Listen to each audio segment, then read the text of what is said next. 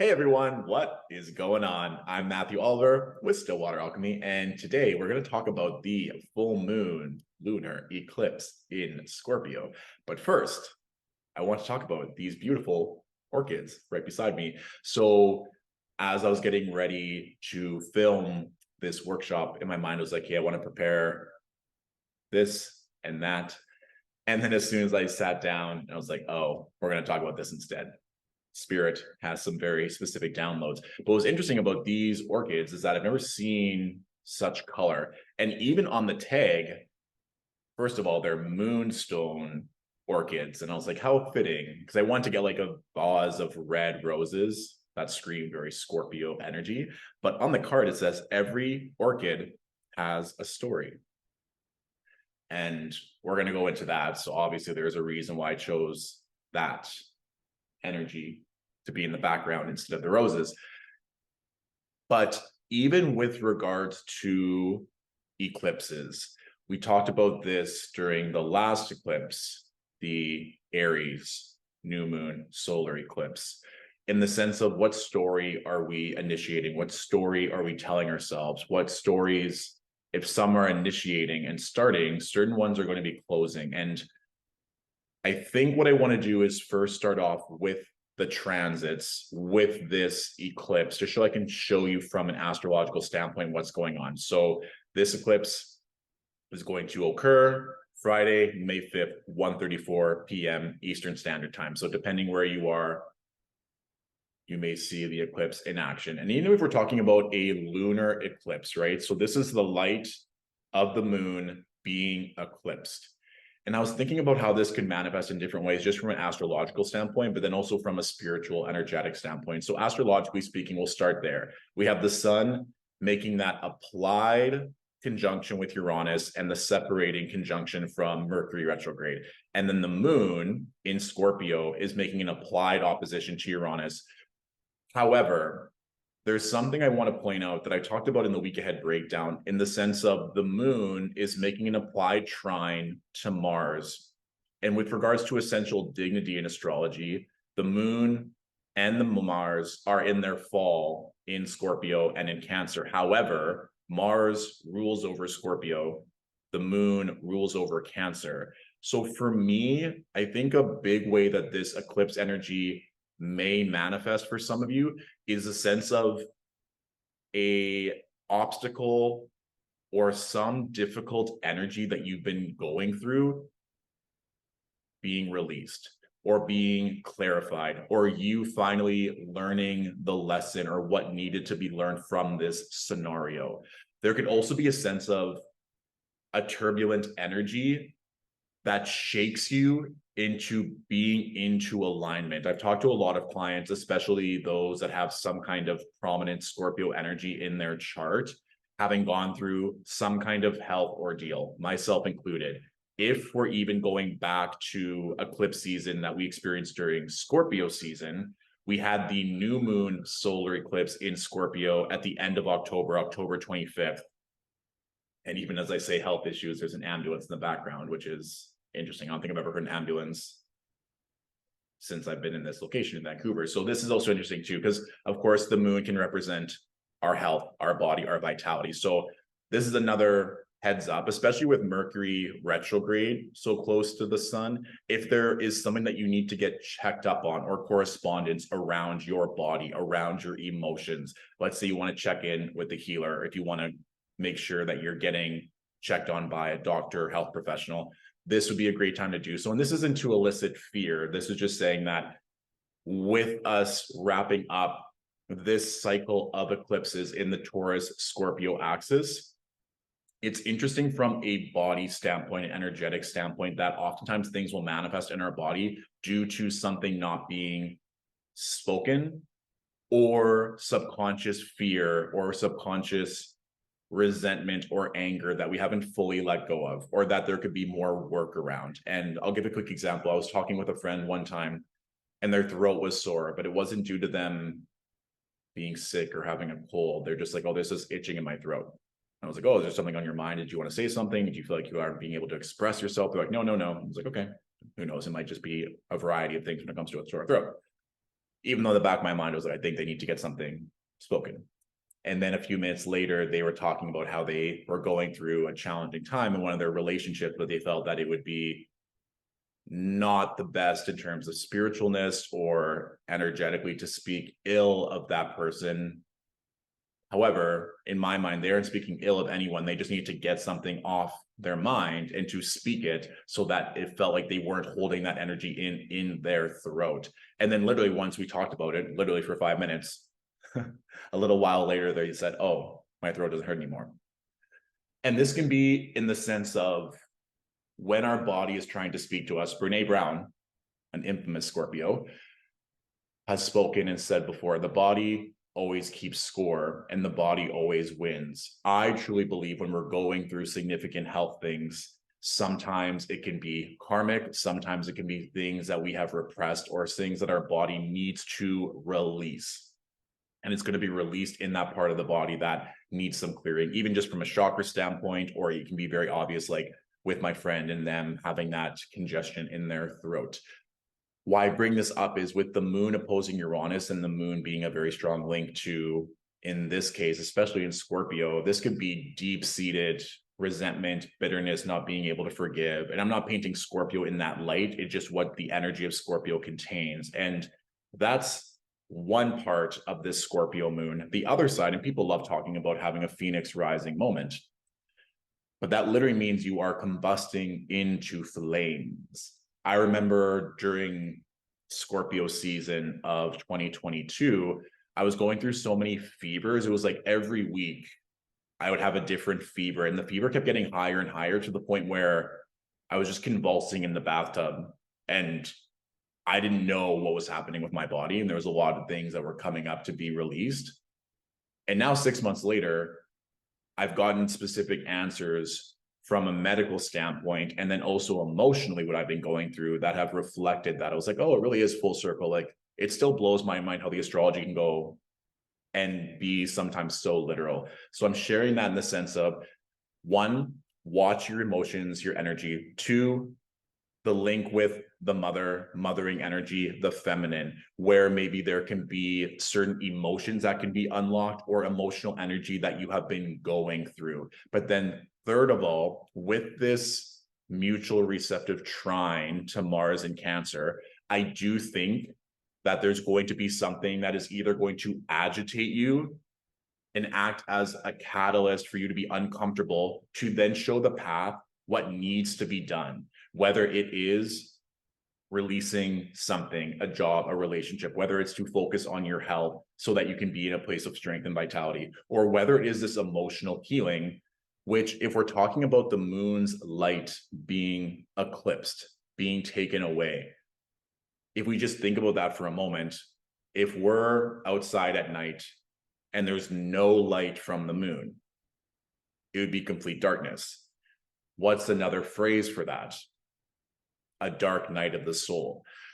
So I'm not saying that's going to manifest for everyone. Like I said, there's a few different ways this can occur, but I'm also really happy that the moon is making this trine both to Saturn and Neptune in Pisces, in the sense of there can be strong boundaries, there can be strong clarity. There can also just be a strong knowing spiritually that you're protected, that you're in the right place, or quite simply profound downloads when it comes to prayer, meditation, visualization, or just synchronicities. I'm not sure if you all are feeling this, but on my end, there's definitely been a lot of signs, symbols, thinking something and happening literally right in front of me, or just, as I was saying earlier, cycles ending or old identities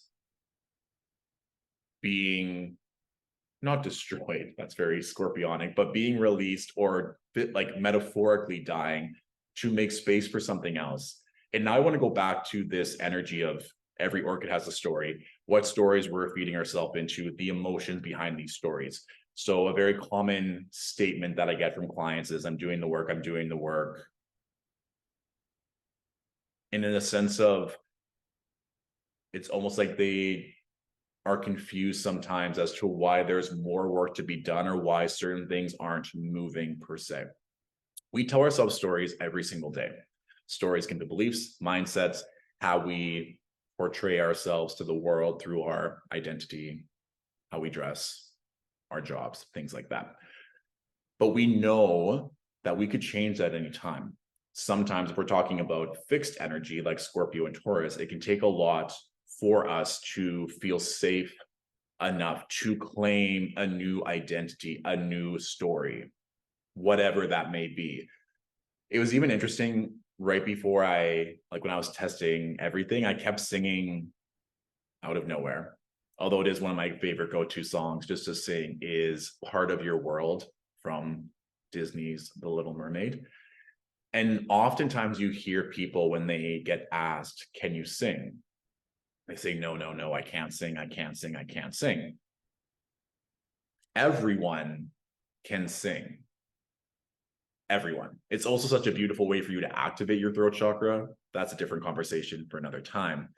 But when we tell ourselves we can't do something, whether it's sing or something else, or someone has told us that we can't do something, and we take that on as truth, that could affect the trajectory of our entire life. And that can often be what we are told when we are younger.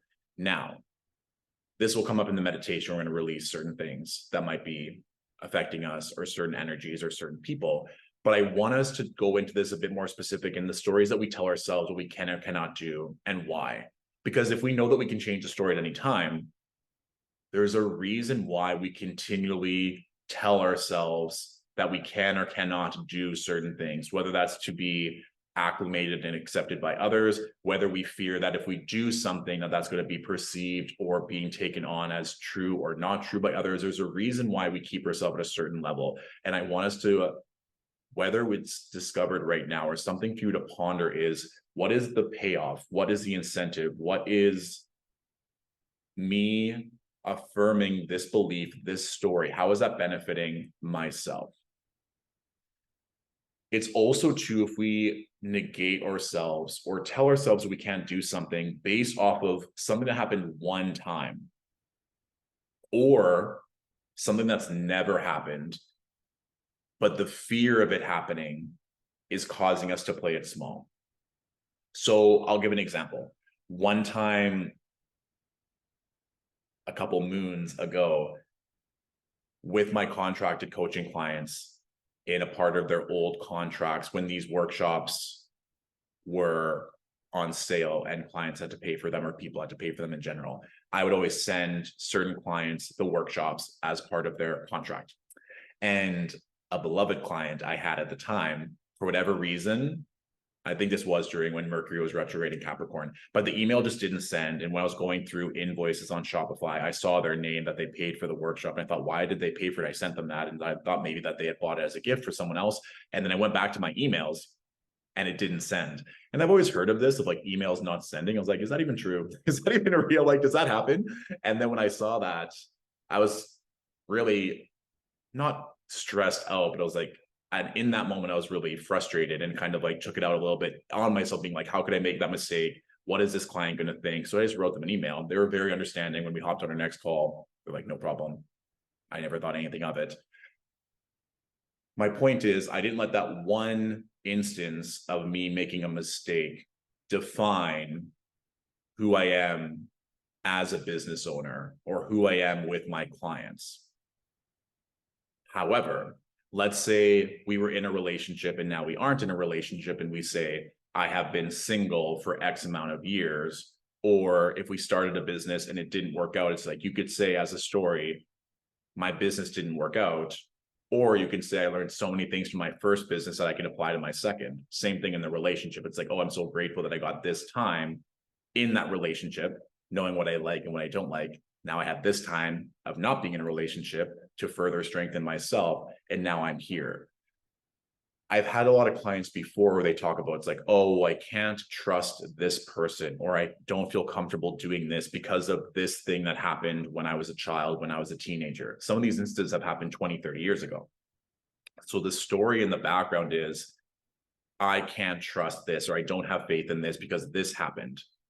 However, that would be like trying, I always use this as an example and I'll further elaborate, but that would be like trying to put on a jacket from when you were 6 years old and then being shocked when it doesn't fit anymore. you're still making decisions and taking actions from that place when that mistake or when that trauma happened. It's not negating the trauma or the pain that you went through, but that story isn't real anymore. Just like for me, that story of making that one mistake and not sending that workshop to the client, that isn't who I am anymore. That happened months ago. So for me, if I were to keep thinking, it's like, what about this? What about this? What about this? That's not true in this moment right now with me recording this workshop. I could choose to make it like that and being like, what if I make another mistake? What if this? What if this? What if this? And I think around that time too is when Shopify sent an email to a whole bunch of clients saying, it's like, oh, thank you for paying for this product. And I got so many emails and I was like, it just is what it is. It's just like a Mercury retrograde.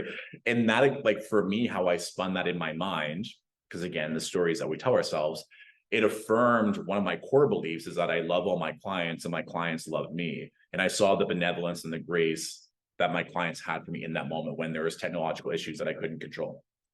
And so if we're going back to a sense of, can I trust that taking on this new story, this new identity is going to work, even though there might have been pain or failure or rejection or abandonment in the past? It's just what story we're feeding our energy into. Even going back to the example of, I can't sing, I can't sing, I can't sing. Well, of course, if you believe that, you're not even going to try. And maybe there was a period in your life where someone ridiculed you for speaking out or for singing or for being too much or being loud or whatever that was. And then you told yourself you can't sing to maybe not take up space or to not feel ridiculed or to not feel embarrassed. But if we take away the fear, because the fear is a very big proponent of Scorpio energy and wanting to keep ourselves safe to survive so that we don't die.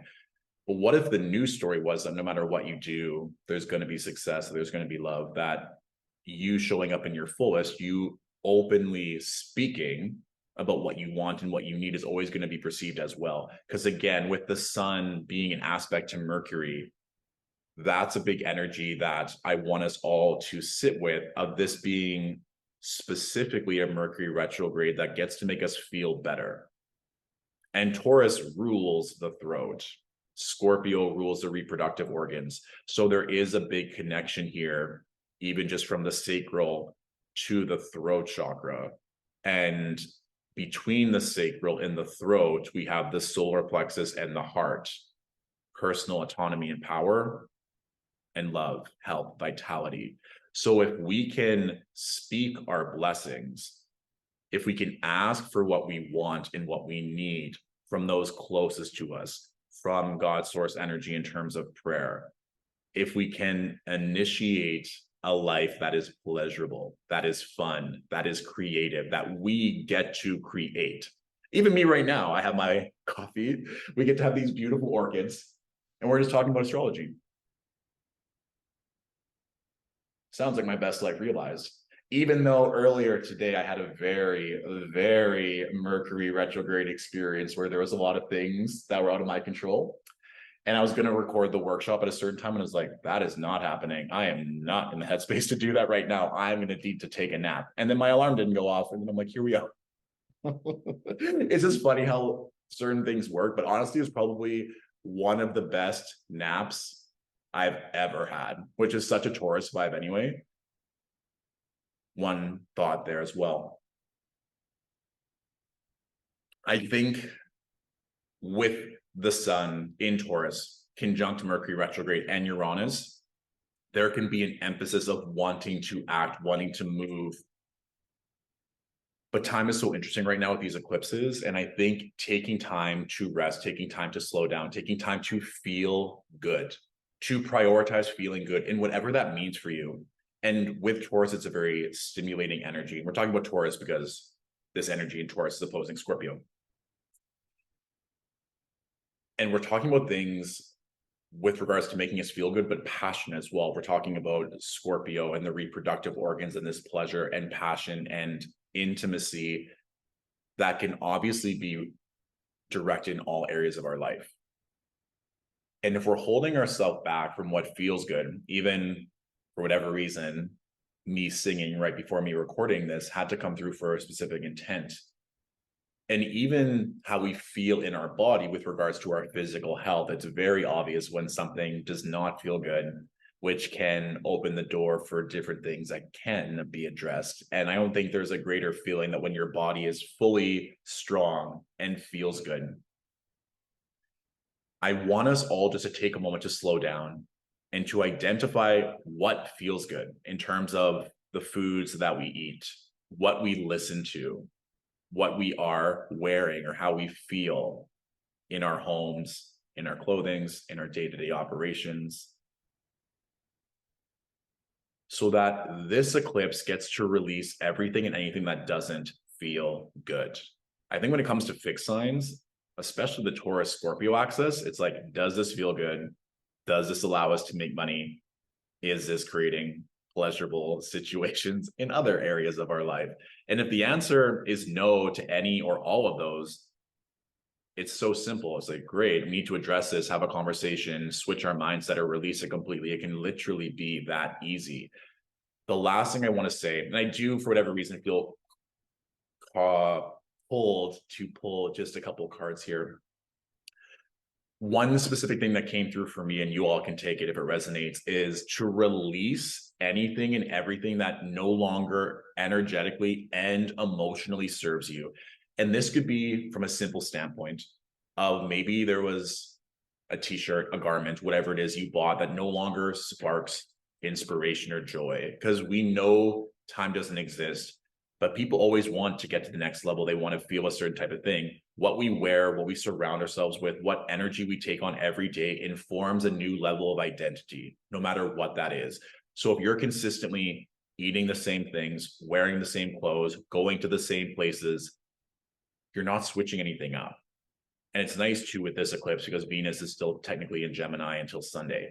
So if there's something that can be changed, do so. If there are things that are taking up energetic, physical, emotional space of your life, release it. Even this is something for me. There was a couple things I'd borrowed from a friend to help me get settled, and intuitively, like, I want to give these items back to my friend so that I am just calling in my own energy with this specific eclipse. And I contacted that friend. They're like, oh yeah, I was going to stop by on this day. And it was the exact day I wanted them to. I'm like, perfect. We're on the same wave, like literally. So let's say you borrowed something, an object, an item, or even if you just need to get something off your chest, just writing that down and releasing it, or physically having a conversation or doing something so that the emotions that aren't yours, if you've been holding something in, that you can let that go in and around this eclipse. And don't worry if it doesn't, like, if you can't get to it or if it doesn't happen on or after, before Friday. It's just an energy to keep note of. Is like, are these emotions mine?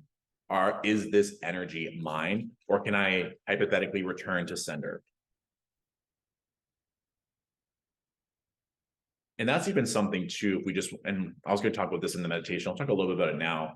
If there are certain energies, people, relationships, fears, doubts, we can pray, we can ask God, source, universe to take it off our hands. We can ask for support. We can ask for help. The one thing I often find in clients that have a lot of earth and water energy in their chart is that they're very nurturing, they're very supportive. It's often easier for them to give love and support than it is to receive. Even if we're just talking about Mama Earth, that gives so much, and we take so much. And then when it needs us in terms of different things that are going on in the world from a ecosystem or emotional or from a human level, do we answer that call? Do we give back? Again, another conversation for another time, but I want you to also pay attention to, are you needing support? Are you needing help? And are you asking for that help? This kind of goes back to what we're talking about, like booking appointments or asking for help when you need it, instead of feeling like you have to do it all alone. And I want to give that preface again, simply because a lot of times Scorpio energy can be very reclusive and wanting to hermit. However, knowing that it's safe to reach out for support, whether it is just, like I said, prayer, journaling, or physically having someone hold space for you, would be a very wise idea. Just as a heads up. And one final thing to reiterate is, those are the cards. One final thing to reiterate is to remember and to note, one, where you were Scorpio season of 2022, specifically around that October 25th time. there are likely cycles to be closing, collapsing. And then also from a bit of a wider perspective, what's been going on since the end of January 2022, because that's when the nodes shifted into Scorpio and Taurus, okay? So just a couple of things on a hindsight level of you being able to look and see from a grander picture that everything is always working out, everything is by design, and things are now ending, being released, and revealing a new path for you to exert energy and passion into. Whether you answer the call is always up to you. Oh my gosh. First card, 8 of Cups with the Queen of Cups. We were just talking about, and you all saw this, the cards just fell on their own, which is amazing. We talked about having other people hold space for us and that we don't have to walk this path alone. And I think that can just be a beautiful energy. And I love that Venus is currently in Gemini for many reasons, but in the sense of, I think sometimes, especially with Taurus and Scorpio energy, there's this commitment and devotion in giving 1000% of ourselves and feeling hurt or betrayed if we don't get that back, or if there's not a return on the investment, or feeling like we worked so hard and it didn't work out the way that we expected or that we thought it should, or that we willed it to, per se, right? But you don't have to keep doing things alone, period. And also, it's okay to meet certain people, to have certain experiences for what we perceive as a short period of time. And that it's not a failure if, for whatever reason, an opportunity, relationship, or experience only lasted X amount of time. Because again, what is time? And also, if you want to take some more time alone, making sure that we're giving ourselves the love, the nurturing, the self-care that we need. And I think sometimes humans can get fearful of spending too much money on certain things. However, if you need to take time, also look at this, like this is something as well in the Queen of Cups from the Rider-Waite deck. It's like these two little guardian angels are overlooking the Queen as she's filling up her chalice, which further emphasizes this water energy, but the moon making that apply trying to Neptune. It's like we are so protected. And even if we're talking from a spiritual perspective, those guardian angels, those guides, they're literally always there. However, humans have free will. So it's like if you needed to travel, you could walk, you could drive, you could take a train, you could fly in different levels of pleasure. You get to decide. All you have to do is book the ticket or choose to walk, hypothetically, right? But there's always ways of supporting you. You just need to call in and ask for that help. But if you don't, if you choose not to take that trip, it's fine. Nothing's going to happen. But if you feel called and want that extra support, all you literally have to do is ask for it. And I promise you, even like me singing The Little Mermaid, was like, someone needs to hear this message, including myself, of that energy, that resource, opportunity being presented. And I think that the last two cards I fell out, we have the 10 of Wands reversed and the High Priestess. It's like you don't have to keep breaking your back. This doesn't have to be your narrative of whether it's working so hard, not seeing the payoff, whatever that is. Like, this goes back to what I said before, which could be a bit more homework or something that might not come through instantly, is what is the payoff to have that narrative, to have that victim story, to have that struggle in your life. I'll give one final example and then we'll move into the meditation. So something I always thought before is that it was hard for me to accept help with Stillwater Alchemy. I knew at one point, this was, I think, in 2021, that I needed an assistant. I needed help, period. I couldn't do everything that was required from my business to keep growing in the way that I needed and wanted. The fear was, can I trust someone to handle all my passwords, to do the work at my caliber and the caliber and the quality that my clients expect of me and that I expect of myself, to be honest. And so there was this narrative like, well, I can't trust anyone because no one can do this work at the level that I can, which is obviously ego and me thinking that no one could come to my level, which is interesting in other areas of my life as well at the time. And my amazing, wonderful assistant, Camille, who I love more than words, she surpassed all my expectations. She is incredible. I give gratitude to her every day. And she's also not just an amazing assistant, but a human, a friend, someone that I know I could count on, and that has been there for me in times of need, just as a soul, a beautiful human being.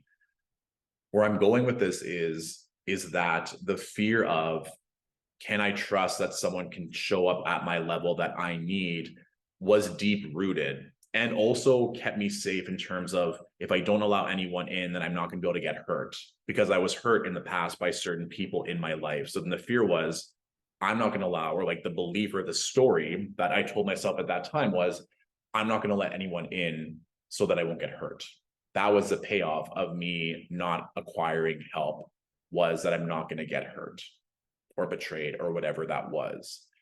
And when you really break it down, it's like, okay, for me, how I rectified it was, I just kept giving Camille more and more responsibility. She continually showed up. She continually exceeded my expectations. So then that story that was playing for however many years, potentially lifetimes, if we're being honest, dissipated. I'm like, that's no longer the story. The story is, even like I said before, I love my clients. My clients love me. I only attract aligned opportunities, aligned people. That gets to be the new story. And the new story can be whatever you want it to be. But if you're feeling stuck, or that you're in a time loop, or that there are cycles that are hard to break, I just want you to think about, what is the payoff? Because there has to be a payoff. There's a reason why you believe in that story. There's a reason why your ego is enacting it to keep you safe on a certain level. And if it is, like in my example, to not get hurt, that's a story that doesn't even exist anymore. It exists in the sense of, it's real to you, but it's not real in this moment right now. No one's hurting you right now. It doesn't negate the pain or trauma that you went through in the past, but in this moment, in this exact second, that story isn't true. It's a story you keep telling yourself, but is it true? And then once we know that it's not true and that we're safe in this very moment, then we can go deeper and ask ourselves, what's the payoff here? And then that's where the beauty of this Scorpio full moon, lunar eclipse gets to occur. And then it can be a very clear path. It's like, oh, I want to work on this, or I get to address that, or this gets to be released for this path to be even easier and easier to walk. Okay. Beautiful. So we are going to close off this time with a meditation. So allow yourself to get comfortable, whether you are seated, lying down. Trust your body, what feels good. If you want to grab a blanket or something to feel snugly in, by all means. And then whenever you're ready, we will begin. Okay, so I invite you now to close your eyes. And I just want you to start off this time by giving yourself a hug.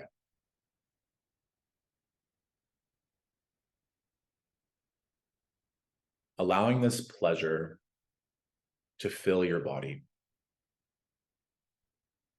Giving gratitude for making time to partake in this work. And allowing your body to speak to you. Noticing if there's any stress, pain, or tension in the body.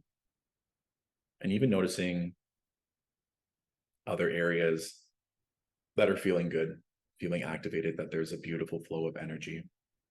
Just noting where in the body that is, releasing all judgment. Just observing. Taking a nice deep breath in and exhale.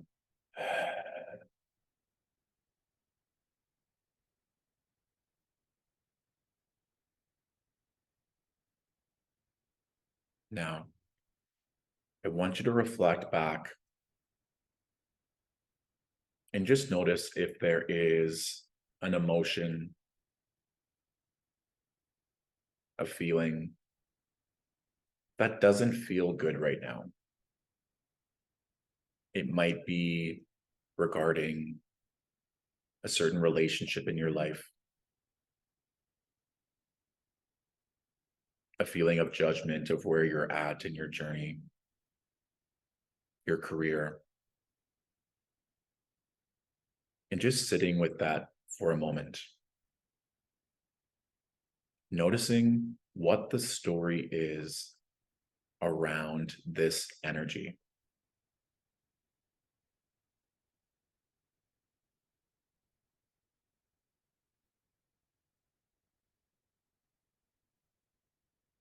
And choosing in this moment, if you want to carry that story, that energy moving forward. And that energy is just going to appear as a ball of light in front of your eyes. And as you identify that ball of light, there might be memories or instances that flash before you. Certain memories that maybe you forgot of completely, of instances or experiences that made you feel a certain type of way, that made you believe and act in a way to support yourself or to survive in this current timeline.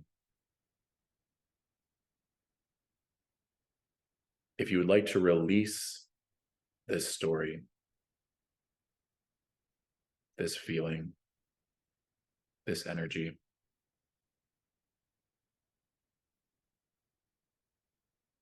you can simply state, I release this.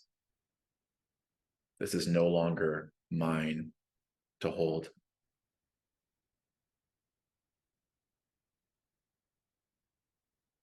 And if this is an energy that you not yet want to release, that is okay as well.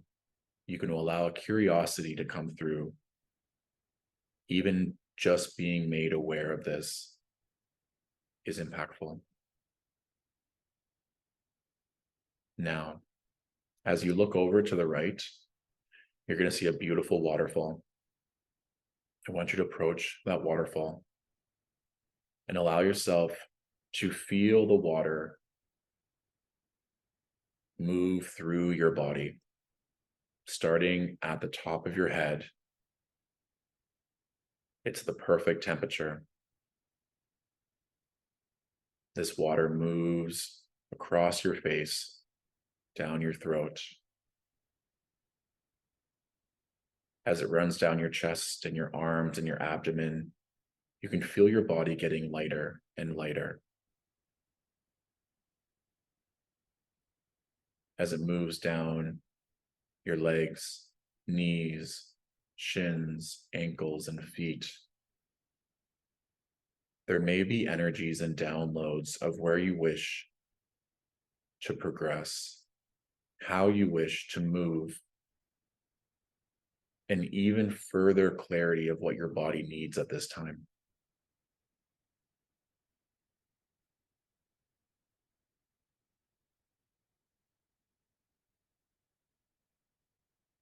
You notice behind the waterfall that there are stairs going downwards, and you see this beautiful golden light emanating from below.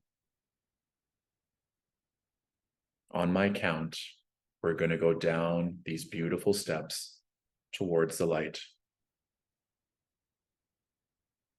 When you're ready, starting with your dominant foot.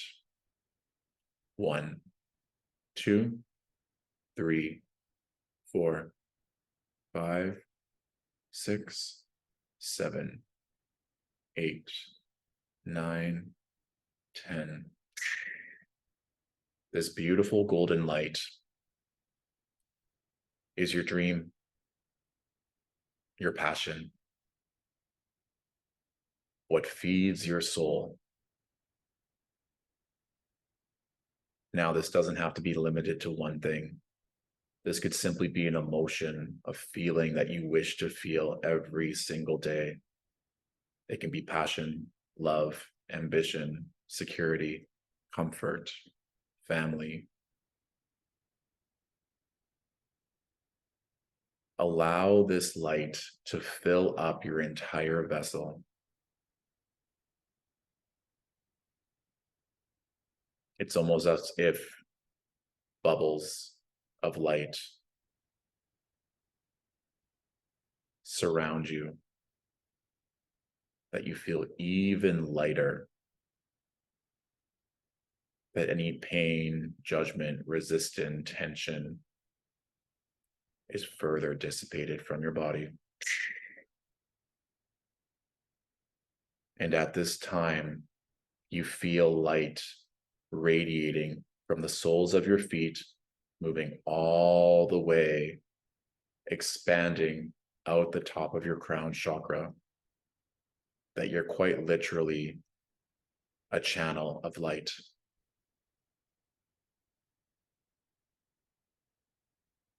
At this time, if you feel called, connecting further with your soul, with your spirit guides, guardian angels, past ancestors, God, source, universe, connecting in what messages are coming through. If you have any questions at all, if you need support, if you need clarity, all you need is to simply ask.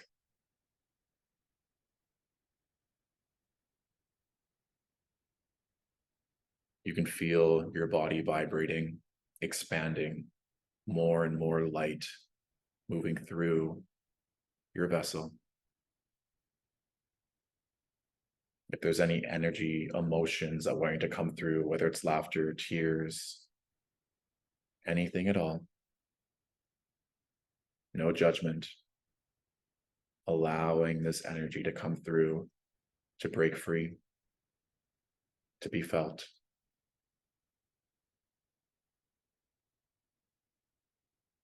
You are safe. You are protected. You are loved. Slowly coming back to the body.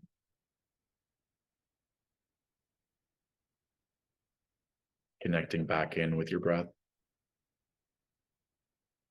Remembering where you are. And when you're ready, you can open your eyes.